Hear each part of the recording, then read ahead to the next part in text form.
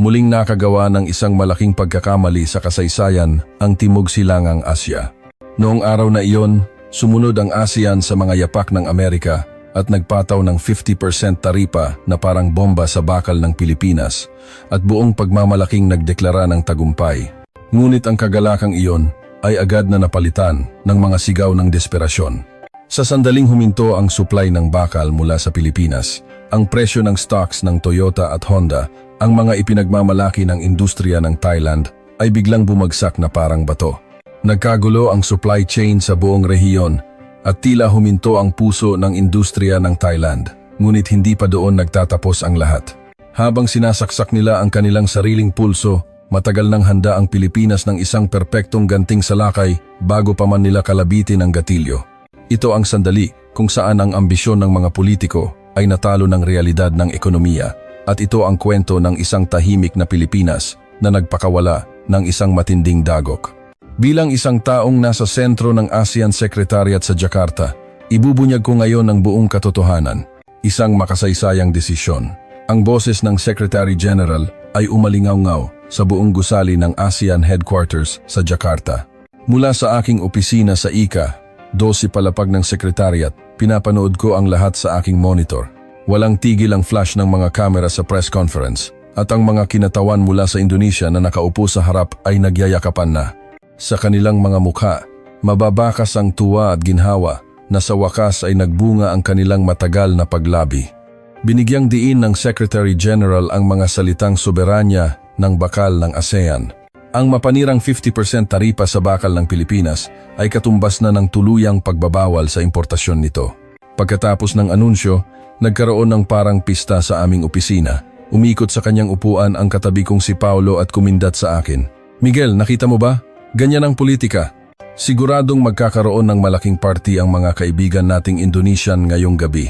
Pati si Rina, na mula sa Direktorato ng Ekonomiya at Industriya ng Indonesia, ay nagsalita ng may kasiyahan. Sa wakas, naipakita rin natin ang ating lakas, tulad ng Amerika.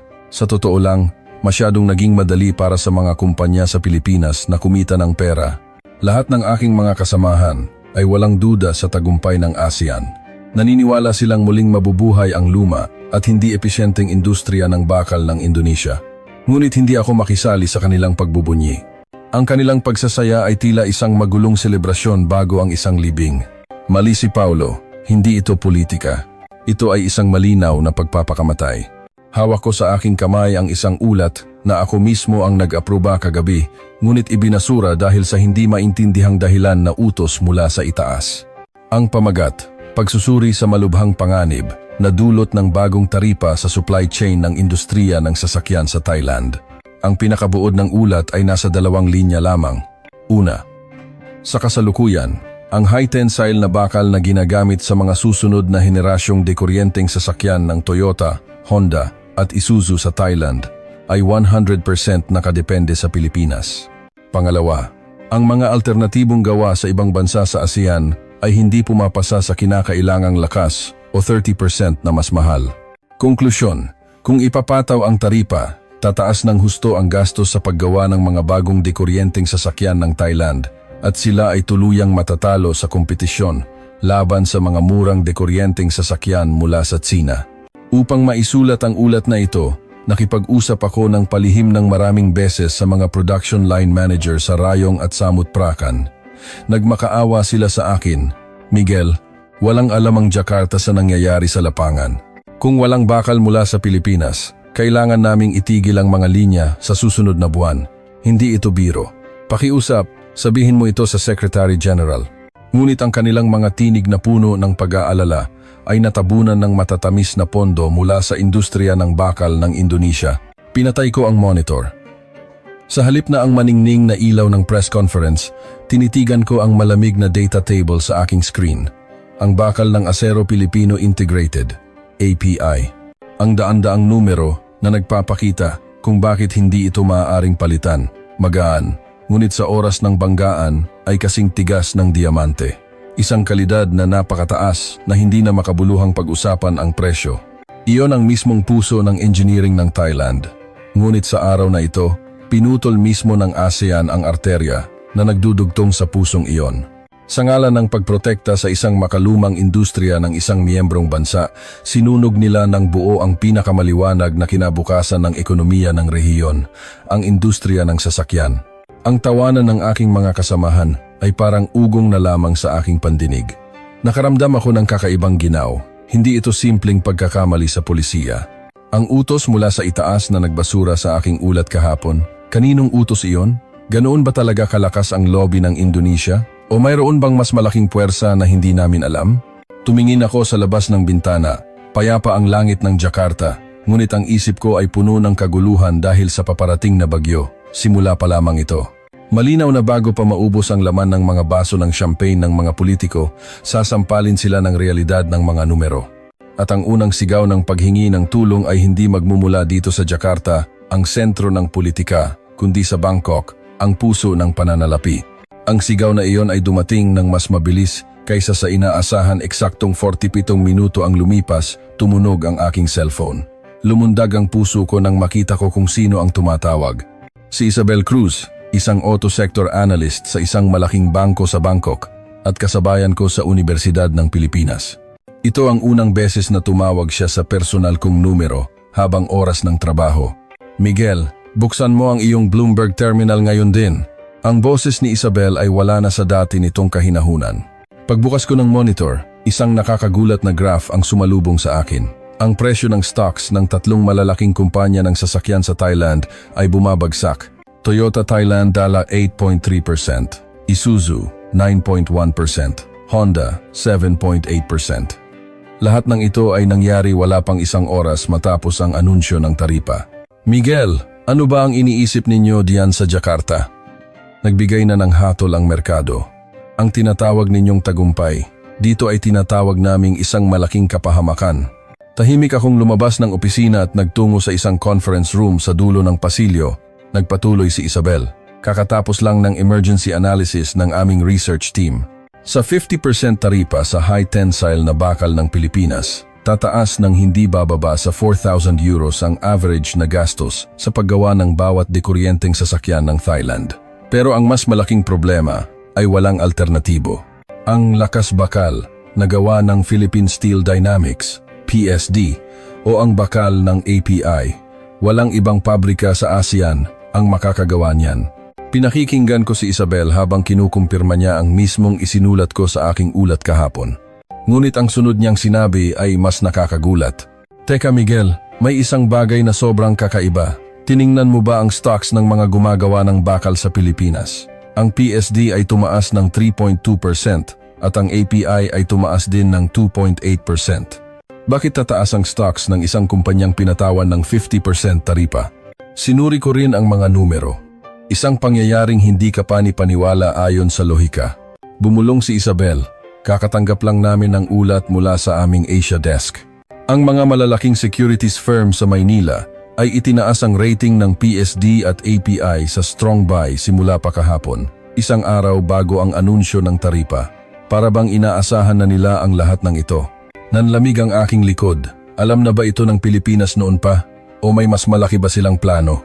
Bel, ano ang reaksyon ng mga kumpanya ng sasakyan sa Thailand? Nagpapanik ba sila? Ganap na panik. Kakatanggap lang ng tawag mula sa headquarters sa Rayong. Ang direktor ng procurement ng Toyota ay agad na sumakay ng eroplano papuntang Maynila, ganoon din ang Isuzu. Pero ang mas nakakatawa, sinasabi ng mga opisyal ng mga kumpanya ng bakal sa Pilipinas na huwag silang mag-alala. Tumingin ako sa labas ng bintana ng conference room. Taliwas sa payapang hapon sa Jakarta, ang financial market ay isa ng larangan ng digmaan. Miguel, may isa pa. Kaka-release lang ng report ng Goldman Sachs.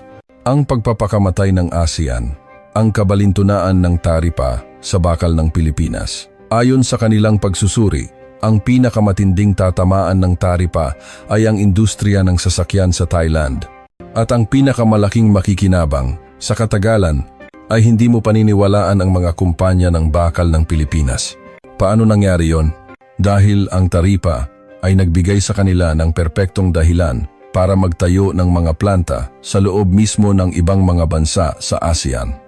May impormasyon na naghahanap na ang PSD ng malaking lupain sa Vietnam.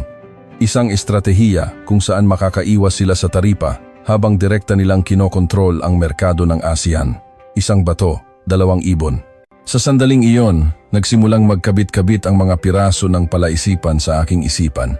Ang mahinahong reaksyon ng Pilipinas, ang pagtaas ng kanilang stocks, ang pagpapakalma nila sa mga kumpanya sa Thailand.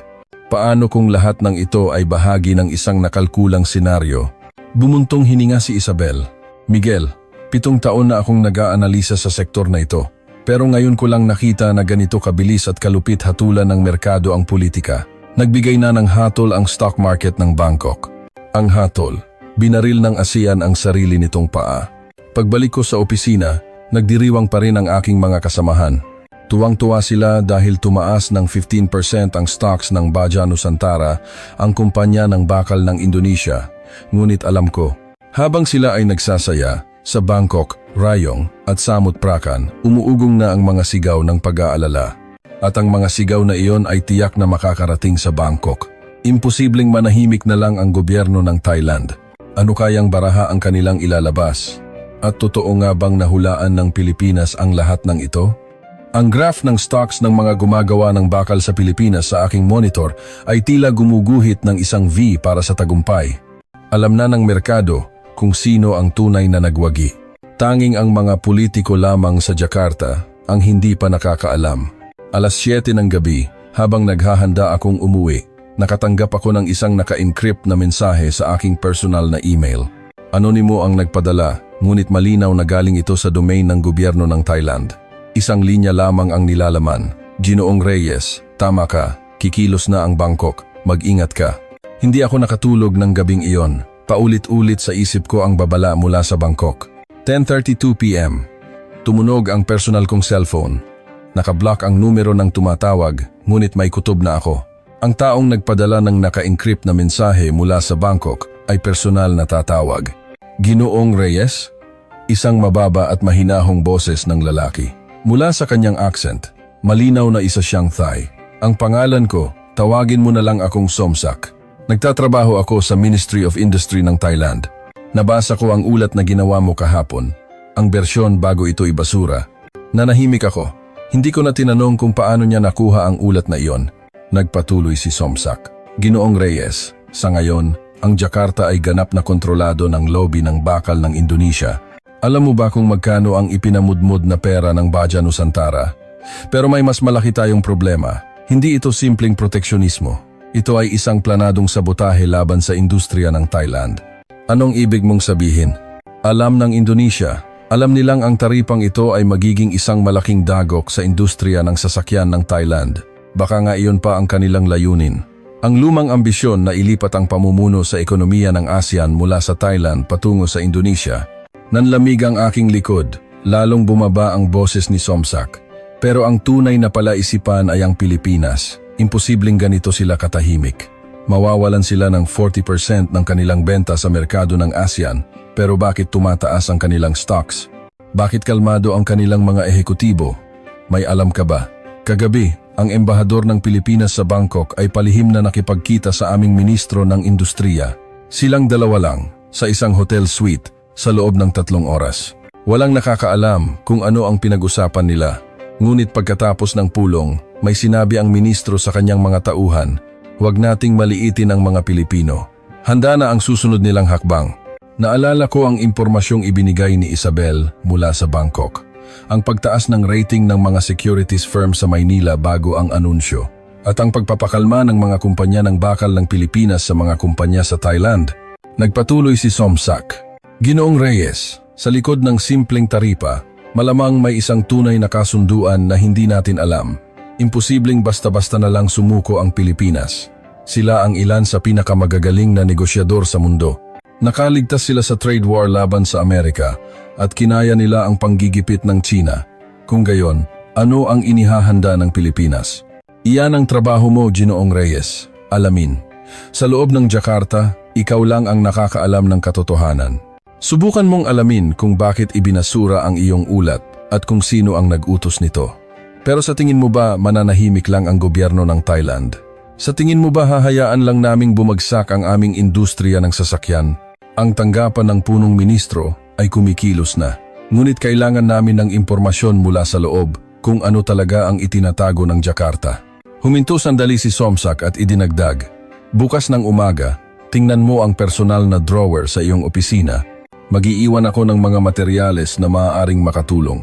At Ginoong Reyes, mag-ingat ka. Hindi hahayaan ng mga lobbyist ng Indonesia ang sinumang hahadlang sa kanilang mga plano." Natapos ang tawag. Tulala kong tinitigan ang aking cellphone. Nakakagulat na ang gobyerno ng Thailand ay direktang kumontak sa akin, ngunit mas malaking tanong ang bumabagabag sa aking isipan. Ano ba talaga ang inihahanda ng Pilipinas? Ano ang dahilan ng kanilang kapanatagan? At kung totoo ngang sinadya ng Indonesia na atakihin ang industriya ng Thailand, hindi ba ito isang pagtataksil na yayanig sa pundasyon mismo ng ASEAN? Tumingin ako sa labas. Payapa pa rin ang gabi sa Jakarta, ngunit alam ko na, sa ilalim ng payapang anyo na ito, nagsimula na ang isang malaking digmaang pang-ekonomiya. At ang tunay na mananalo sa digmaang ito ay maaaring malayong malayo sa inaakala natin. Sa susunod na araw, isang mas nakakagulat na katotohanan ang ilalatag sa aking harapan. Hindi ko pa alam noon na ang isang dokumento na may pulang pabalat ang tuluyang magpapabago sa aking buhay. Pagkatapos ng isang gabing walang tulog, dumating ako sa opisina ng mas maaga, 7:00 ng umaga. Walang tao sa gusali at tanging ang mga yabag ko ang umaalingaw-ngaw sa pasilyo. Nanginginig ang kamay kong binuksan ang pinto ng opisina at sinuri ang aking personal na drawer. Tulad ng ipinangako ni Somsak, may isang ordinaryong brown envelope doon. Bago ko pa mabuksan ang sobre, may narinig akong pamilyar na boses mula sa aking likuran. "May mas mahalaga pa diyan, Miguel." Paglingon ko, nakatayo roon si Dr. Antonio De Leon, ang aking mentor at ang deputy head ng Economic Analysis Unit ng Secretariat. Isang 67 taong gulang na veteranong Pilipino, siya ay isang buhay na alamat na nagtrabaho sa Secretariat sa loob ng 30 taon. Hawak niya ang isang pulang folder. "Dr. De Leon, ang aga ninyo. Tumawag ang mga kaibigan mo mula sa Thailand kahapon, hindi ba? Pero mayroon silang hindi alam." Lumingalinga si Dr. De Leon at dinala ako sa hagdanan ng emergency exit. Sa isang madilim na bahagi ng hagdanan, iniabot niya sa akin ang pulang folder. Sa pabalat, malinaw na nakatatak ang selyong Top Secret ASEAN Internal na nangangahulugang pinakamataas na antas ng lihim. "Ito ang orihinal, ang ulat mo. Hindi ang bersyon bago ito ibasura, kundi ang mismong isinumite mo. Ngunit mayroon ditong karagdagang data na kahit ikaw ay hindi alam." Binuksan ko ang folder at isang nakakagulat na graph ang sumalubong sa akin. Sa likod ng bahagi ng aking ulat tungkol sa inaasahang paghinto ng produksyon ng dekuryenteng sasakyan sa Thailand, may nagsulat ng karagdagang pagsusuri gamit ang pulang panulat. Agad na epekto. Kapag ipinatupad ang taripa, agarang paghinto ng 40% ng mga linya ng produksyon ng dekuryenteng sasakyan sa Thailand. Posibilidad ng ganap na paghinto sa loob ng 6 na buwan, 73%. Pabulong na ipinaliwanag ni Dr. De Leon. Nang matanggap ng economic modeling team ang ulat mo, nagsagawa sila ng malalimang pagsusuri. Sobrang mapanira ng resulta kaya't ang Secretary General mismo ang nag-utos na itago ito. Ang kanilang naging desisyon ay kung malalaman ng publiko ang mga numerong ito, maaaring umalis ang Thailand sa ASEAN. Kung ganoon, bakit pa nila itinuloy ang taripa? Naging madilim ang mga mata ni Dr. De Leon. Direktang nakialam ang gobyerno ng Indonesia. Ang presidente ng Indonesia ay nagkaroon ng lihim na pag-uusap sa Secretary General. Itinulak niya ang taripa, kapalit ng suporta, para sa susunod na chairmanship ng Indonesia sa ASEAN. Ngunit itinuro niya ang huling pahina ng folder. Naroon ang isang dokumento na hindi ko pa nakikita kailanman.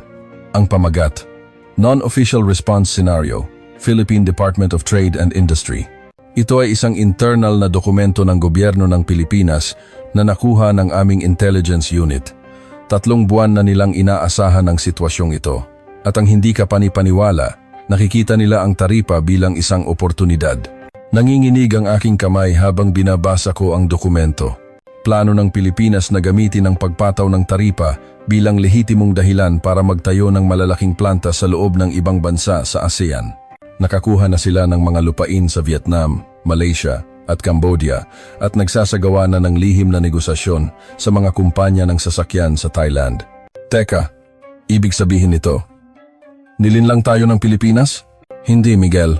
Mas tumpak sabihin na ang Indonesia ang naghanda ng chessboard para sa kanilang maliit na interes at binaliktad ng Pilipinas ang buong laro. Sa chess, tinatawag itong gambit. Isinasakripisyo mo ang isang maliit na piyesa para kontrolin ang buong laro. Kinuha muli ni Dr. De Leon ang folder at nagbabala. Opisyal na hindi umiiral ang dokumentong ito, ngunit naisip kong dapat mong malaman ang katotohanan. Sinubukan ng Indonesia na protektahan ang kanilang industriya ng bakal, kahit na isakripisyo pa ang industriya ng Thailand, ngunit sa huli, ipapasa lang nila ang buong Timog Silangang Asya sa kamay ng Pilipinas. Kung gayon, wala na ba tayong magagawa? Nailagay na ang taya, ngunit maaari mong itala ang lahat ng nangyari. Balang araw, kailangang matuto ng ASEAN mula sa pagkakamaling ito. Matapos umalis ni Dr. De Leon, nanatili akong nakatayo roon. Sa aking isipan, nagkabit-kabit na ang lahat ng piraso ng palaisipan, ang pagtataksil ng Indonesia, ang krisis ng Thailand, at ang perpektong ganting salakay ng Pilipinas. Lahat ng ito ay domino effect na nagsimula sa isang desisyon sa taripa. Hindi magtatagal, sasabog ang Thailand, at ang pagsabog na iyon ay yayanig sa mismong pundasyon ng ASEAN. At eksaktong 3 oras ang lumipas, sumabog ang bomba sa Bangkok. 10:30 AM, biglang tumahimik ang buong opisina. Lahat ng empleyado ay nakatutok sa kani-kanilang monitor. Isang walang katulad na pangyayari ang nagaganap sa Bangkok, Thailand. Ang mga CEO ng Toyota Thailand, Honda at Isuzu ay magkakasamang nakatayo sa isang joint press conference. Ito ang unang pagkakataon sa kasaysayan ng industriya ng sasakyan sa Thailand na nagsama-sama ang mga pinuno ng magkakalabang kumpanya. Ang kanilang mga mukha ay parang mga naulila sa isang burol. Ang CEO ng Toyota ang unang nagsalita. Ngayong araw, kailangan naming ipahayag ang pinakamahirap na desisyon sa kasaysayan ng industriya ng sasakyan sa Thailand. Dahil sa desisyon ng ASEAN na magpataw ng taripa sa bakal ng Pilipinas, ititigil namin ang lahat ng bagong linya ng produksyon ng dekuryenteng sasakyan simula sa susunod na buwan. Nagkagulo ang press conference. Ang flash ng mga kamera ay parang kidlat sa isang bagyo. Sumunod na nagsalita ang CEO ng Honda. Hindi ito simpleng babala. Ang aming inventaryo ng high-tensile na bakal mula sa Pilipinas ay mauubos sa loob ng eksaktong 3 linggo, walang alternatibo. Sa bakal mula sa ibang bansa sa rehiyon, hindi namin makakamit ang kaligtasan at performance na aming ipinangako. At ang CEO ng Isuzu ang naghulog ng huling bomba. Nagpapadala kami ng ultimatum sa ASEAN Secretariat. Kung hindi ninyo aalisin ang taripa sa loob ng 70 oras, ititigil namin ang lahat ng bagong pamumuhunan sa rehiyon at seryosong pag-aaralan ang paglipat ng aming mga planta sa Amerika o ibang bahagi ng Asya. Sa sandaling umere ang press conference na iyon, biglang nagbago ang hangin sa Thailand. Hindi ito simpleng balitang pang-ekonomiya. Ito ay isang deklarasyon ng digmaan na nagbabanta sa buhay ng bawat mamamayan. Sa social media, agad na naging trending ang mga hashtag tulad ng ASEAN Fail at Save Thai Autos. Ang mga online forum at comment section ng mga news site ay napuno ng galit na hindi pa nakikita dati. Pinaghirapan naming paunlarin ang aming teknolohiya para makagawa ng pinakamagagandang sasakyan sa mundo. Tapos sisirain lang lahat ng mga burokrata sa Jakarta para lang sipsipin ang industriya ng Indonesia? Kung walang bakal mula sa Pilipinas, ang aming mga pabrika ay magiging malalaking tumpok ng kalawang. Isang post mula sa isang manggagawa sa planta sa Rayong. Kahit hindi ako nag-aral ng economics, alam ko ito. Ang sabihing gumawa kami ng Toyota gamit ang mababang kalidad na bakal ay parang sinabi mo sa isang world-class chef na magluto gamit ang bulok na sangkap. Sino ang magbabayad ng 50,000 euros para sa ganoong sasakyan? Sa huli, ang mga gumagawa lang ng dekuryenteng sasakyan sa China ang makikinabang. Isang komento mula sa isang ordinaryong mamamayan sa Bangkok. Sa harap ng headquarters ng Honda sa Bangkok, libu-libong empleyado ang kusang loob na nagtipon-tipon habang lunch break para sa isang tahimik ngunit mabigat na protesta. Ang mga placard na hawak nila ay nagsasabing, "Bakal NG Pilipinas, trabaho namin at politika ni Indonesia, kaaway namin." Isang matandang lalaki ang nanginginig na nagsalita sa isang panayam sa lokal na TV. "Ang anak ko at apo ko ay parehong nagtatrabaho sa Isuzu. Kung hihinto ang pabrikang ito, mamamatay ang aming bayan." Ang mga taga-Jakarta ay nagiinuman ng champagne habang ginagamit ang aming buhay na parang mga piyesa sa chess.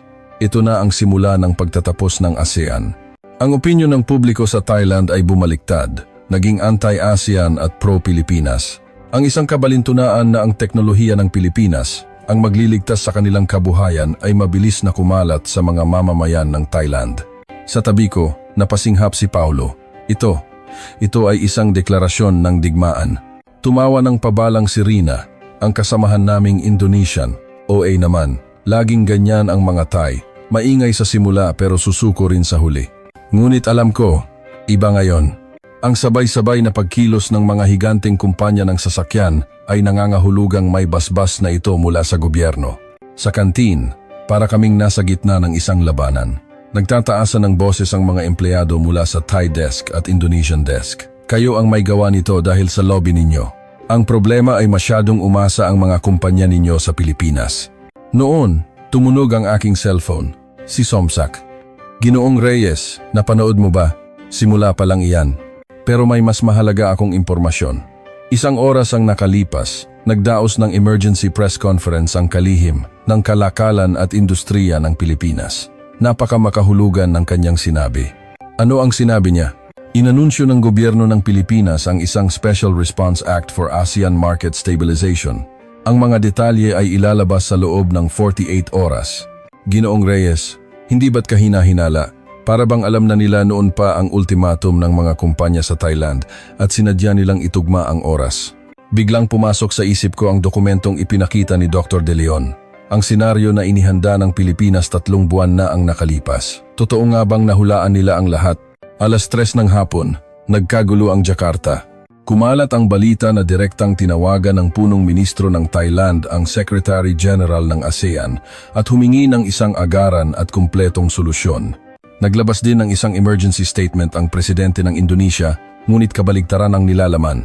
Huwag tayong padadala sa pananakot ng mga kumpanya ng Thailand. Ang mga pasilyo ng gusali ng sekretariat ay napuno ng mga opisyal na nagmamadali papunta sa mga emergency meeting. Ang kanilang mga mukha ay puno ng pag-aalala at kaba. Ang 2 pinakamalaking bansa sa ASEAN ay nagbabanggaan na. 6:00 ng gabi, dumaan si Dr. De Leon sa aking opisina. Miguel, kakatapos lang ng isang closed-door, high-level meeting, isang ganap na gulo. Dinala ng panig ng Thailand ang orihinal na kopya ng iyong ibinasurang ulat.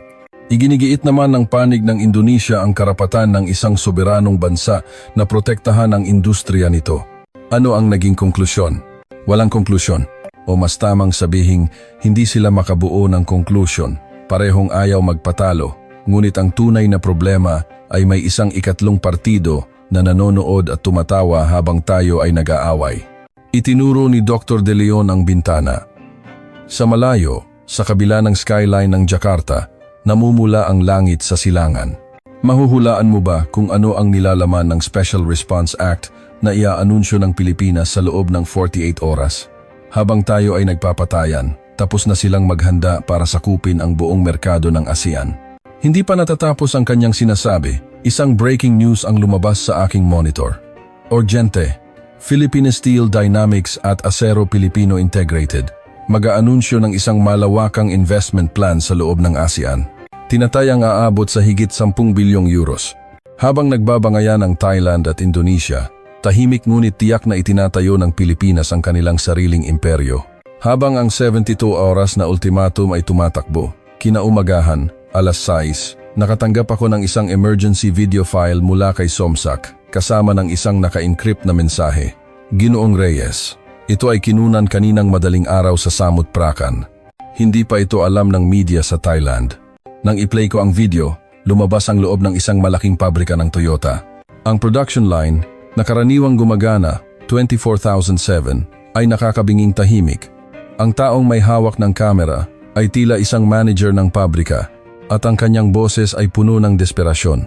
Ito ang final assembly line ng bagong EV. Nakikita ninyo ba ang mga robotic arm na iyan? Bawat isa ay nagkakahalaga ng 3 milyong euros, ngunit malapit na silang maging tumpok ng walang silbing bakal. Inilipat niya ang kamera sa bodega. Ang mga bakal na dating abot langit ang taas ay kakaunti na lang ngayon sa isang sulok. Ang mga may asul na marka ay galing sa Acero Pilipino, sapat na lang para sa eksaktong 10 araw. Ang pula ay mula sa PSD, 12 araw na lang. Kapag naubos ito, 32,000 katao ang mawawalan ng trabaho. Lumipat ang kamera sa quality test area. Isang engineer ang nagpakita ng 2 piraso ng bakal. Ito ang lakas bakal ng PSD. 0.7 mm ang kapal pero kayang suportahan ang 1.5 tonelada.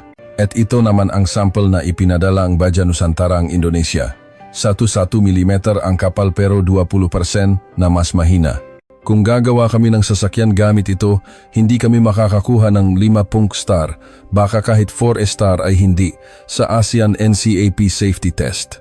Pinukpok niya ng martilyo ang 2 bakal. Ang galing sa Pilipinas ay bahagya lang na UP. Ang galing sa Indonesia ay nagkaroon ng malalim na marka at may bahaging nabiyak. Hindi natin maaaring lokohin ang mga mamimili. Kung ibebenta natin ang ganitong sasakyan at may maaksidente, iyon ay pagtataksil sa kanilang tiwala. Nagtapos ang video at may kasunod na mensahe si Somsak. Ginoong Reyes, may mas malubhang problema. Minamanmanan ng BYD at NIO ng China ang sitwasyon. Handa na silang pasukin ang merkado ng ASEAN sa sandaling huminto ang mga pabrika sa Thailand. Agad akong nagtungo sa opisina. Sa elevator nakasabay ko si Rina, ang kasamahan kong Indonesian. Iba ang kanyang itsura. Miguel, maging tapat ka. Totoo bang mali ang ginagawa ng Indonesia? Nagulat ako sa kanyang tanong, ngunit nanahimik ako. Bumuntong hininga si Rina. Ang asawa ko ay designer sa Peugeot. Kailangan din daw nila ng bakal mula sa Pilipinas. Nagprotesta na ang Stellantis sa gobyerno ng Indonesia pero binaliwala sila. Pagdating ko sa opisina, lumapit sa akin si Paulo na may tuwa sa mukha. Miguel, may nakakagulat na balita. Itinaas daw ng POSCO ng Korea at Hyundai Steel ang kanilang presyo ng 30%. Nagkakagulo na ang mga kumpanya sa Thailand na naghahanap ng alternatibo. May chismis na baka kasabwat din ng Pilipinas ang Korea. Isang East Asian Steel Alliance daw. Tanghalian, isang nakakagulat na balita ang lumabas sa TV sa kantin. Ang gobernador ng isang malaking industrial province sa Thailand ay bumatikos sa pambansang pamahalaan. Kung hindi ito kayang ayusin ng Bangkok, kami na mismo ang makikipagnegosasyon sa Pilipinas.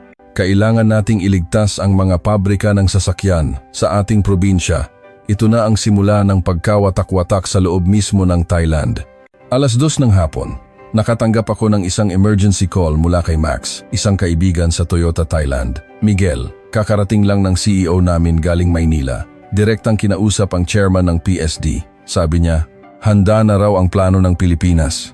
Magtatayo sila ng mga planta sa loob ng ASEAN para makaiwas sa taripa. Ang lokasyon? Vietnam, Malaysia, Cambodia. Nakapalibot sa Thailand, average na 300 kilometers lang ang layo sa aming mga pabrika. Hindi ako makahinga, ganoon pala sila kapreparado. Nagpatuloy si Max. Ang mas nakakagulat, alam na raw ito ng gobyerno ng Thailand. May chismis pa nga na ang Thailand pa raw ang nag-alok nito sa Pilipinas. Gamitin ang taripa ng ASEAN bilang dahilan para dalhin ang mga kumpanyang Pilipino sa loob ng rehiyon. Kung ganoon, ang Indonesia lang ang nagmukhang tanga. 3:00, dumating sa opisina ko si Budi Santoso, isang opisyal mula sa Ministry of Economy ng Indonesia. Namumula ang kanyang mukha. Ginoong Reyes, dahil sa mga chismis na ikinakalat mo, napapahamak kami. Sinasabi ko lang ang katotohanan. Katotohanan, may sapat na kakayahan din ang bakal ng Indonesia, kailangan lang namin ng panahon. Noon, isang breaking news ang lumabas sa aking monitor. Nakita rin ito ni Budi. Urgente. Tesla, pumirma ng 10 taong exclusive contract sa mga kumpanya ng bakal sa Pilipinas. Sabi ni Elon Musk, imposible ang produksyon ng Cybertruck kung walang bakal mula sa Pilipinas. Namutla ang mukha ni Budi.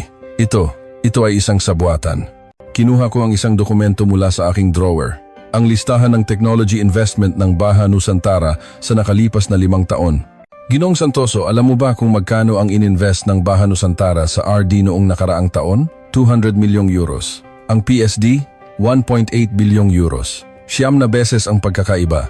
Ang teknolohiya ay hindi nabibili ng pera at oras. Ito ay bunga ng akumulasyon at inobasyon. Aabutin ng hindi bababa sa 15 taon bago makahabol ang Indonesia sa Pilipinas. Sasagot pa sana si Budi, ngunit isa pang breaking news ang lumabas. Toyota Thailand Workers Union nagdeklara ng 30,000 strong strike. Ibalik ang importasyon ng bakal mula sa Pilipinas. Sumunod ang mga unyon ng Honda at Isuzu. Ang buong industriya ng sasakyan sa Thailand ay hihinto isang pangyayaring hindi pa nagaganap. Tinalikuran ako ni Budi. Mukha siyang maliit habang naglalakad palayo. 6:00 ng gabi, dumaan si Dr. De Leon. Miguel, kakatapos lang ng isa pang high-level meeting, nagbigay ng ultimatum ang Thailand. Kung hindi aalisin ang taripa sa loob ng 48 oras, ititigil nila ang pagbabayad ng kanilang kontribusyon sa budget ng ASEAN. Ibig sabihin, 30% ng budget ng ASEAN ay mawawala. Paralisado ang buong organisasyon. Tumingin siya sa labas ng bintana. Dahil sa kasakiman ng Indonesia, babagsak ang buong ASEAN. At sa mga guho nito, itatayo ng Pilipinas ang isang bagong imperyo. Alas 9 ng gabi, dumating ang huling mensahe mula kay Somsak. Sa loob ng 3 oras, magkakaroon ng special announcement ang gobyerno ng Pilipinas. Ang nilalaman ay nakakagulat. Hindi lang sila basta magtatayo ng pabrika. Gagawa sila ng isang bagong standard para sa industriya ng bakal sa Timog Silangang Asya. At ang kanilang partner ay ang Thailand. Umupo ako sa harap ng monitor at hinintay ang anunsyo ng Pilipinas. Hindi magtatagal, ang kaayusan ng ekonomiya ng Timog Silangang Asya ay tuluyang mababago. Sa bitak na nilikha ng kasakiman ng Indonesia, isang higanteng alon na nagngangalang Pilipinas ang paparating. Habang papalapit ang hating gabi, may mga paputok na sumabog sa kalangitan ng Jakarta. Hindi ko alam kung anong bansa ang nagdiriwang, ngunit para sa akin, ito ay tila isang libing para sa isang lumang panahon.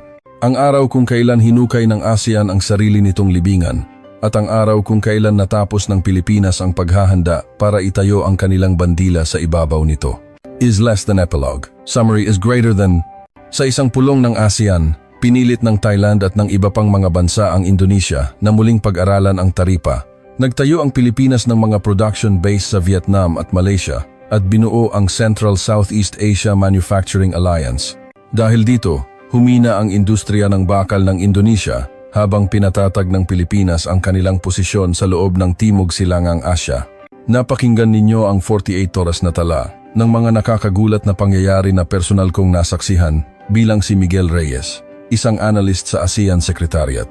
Nakita ninyo kung paano ang isang 50% taripa na nagsimula sa ngalan ng pagprotekta sa sariling industriya ay bumalik na parang isang bumerang. At kung paano ginawang oportunidad ng Pilipinas ang isang krisis, ang estratehikong pag-iisip na handang isakripisyo ang maliit para sa mas malaking layunin. Ang pasensya na tahimik na maghanda habang hinihintay ang pagkakamali ng kalaban. At ang malikhaing pag-iisip na gawing oportunidad ang isang krisis. Ito ang tunay na lakas ng industriya ng Pilipinas.